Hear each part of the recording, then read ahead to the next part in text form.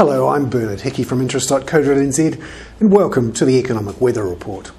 Today we look at a curious connection between the fall in our unemployment rate and the rise in net migration to Australia.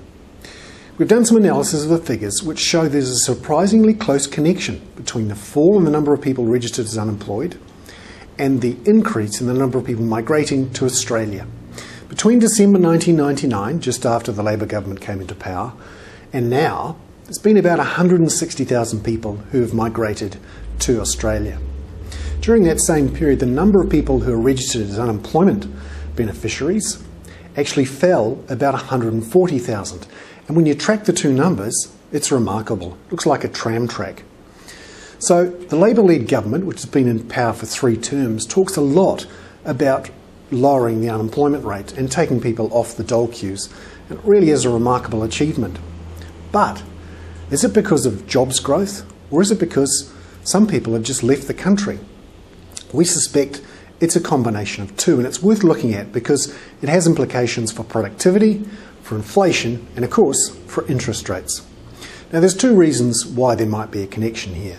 Either people have simply given up looking for work and have left to go and find it in Australia, or we've found people who are already in work in New Zealand have left to go and live in Australia, and their jobs have been replaced by people who've come off the dole queues. So there's a couple of things at work there. Hard to know which is true. You might recall, for old codgers a bit like me, a joke that Robert Muldoon used to make about people who are leaving back in the 80s to go and live in Australia. He said it improved the average IQ of both countries. Now whether that's the case now is hard to tell from the figures, but it's certainly different this time around from the 1980s. Back then, people were leaving because unemployment was rising. This time people are leaving not because they can't get a job, but because they think they can get a higher paid one in Australia.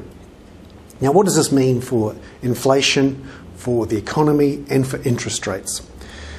We think this is actually helping to reduce our productivity growth. The theory is that some of our best and brightest have gone to Australia and that they've been replaced in their jobs by people who aren't nearly as productive.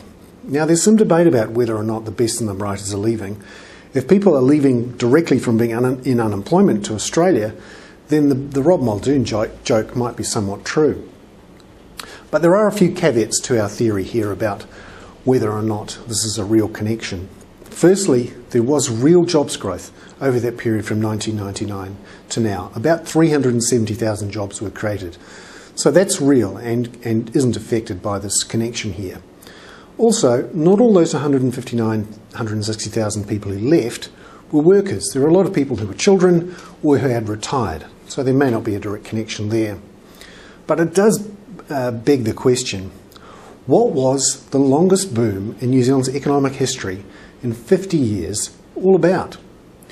We have low unemployment, but we have high migration to Australia. We have strong growth, but also very high interest rates and a doubling of debt per household. And we don't know how long the hangover will last from this boom. I'm Bernard Hickey. That was the Economic Weather Report for interest.co.nz.